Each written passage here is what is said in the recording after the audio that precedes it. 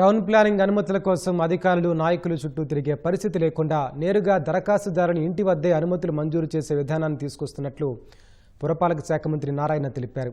నెల్లూరు నగరపాలక సంస్థ కార్యాలయంలో పెండింగ్ అనుమతులపై మంత్రి సమీక్ష నిర్వహించారు. లేఅవుట్, భవన నిర్మాణం కోసం అవసరమైన పత్రాలని సమర్పించిన దరఖాస్తుదారులకు 72 గంటల్లో అనుమతులు మంజూరు చేస్తామని వివరించారు.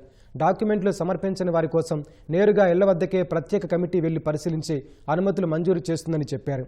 నెల్లూరు నుంచే ఈ విధానాన్ని ప్రయోగాత్మకంగా ప్రారంభించి అన్ని మున్సిపాలిటీలకు విస్తరిస్తామని వెల్లడించారు.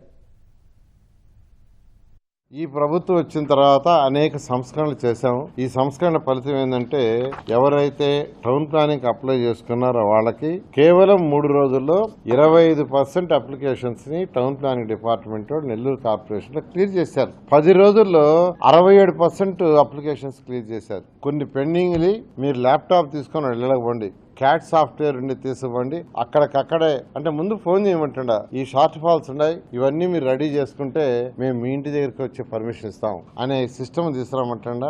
ఆ విధంగా ఈరోజు టౌన్ ప్లానింగ్ డిపార్ట్మెంట్ని ఎంతో రిఫార్మ్ చేస్తున్నాం. 14-19లో నేనే మంత్రిని, అనేక రిఫార్మ్స్ చేశా. గత ప్రభుత్వం మొత్తం కంప్లీట్గా సర్వనాశనం చేసింది.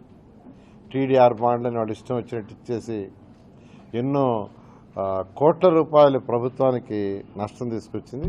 దాని మీద కూడా ఎంక్వైరీ జరుగుతుంది. అటువంటి జరగకుండా ఈ ప్రభుత్వం కట్టుదిట్టమైన చర్యలు తీసుకున్నది.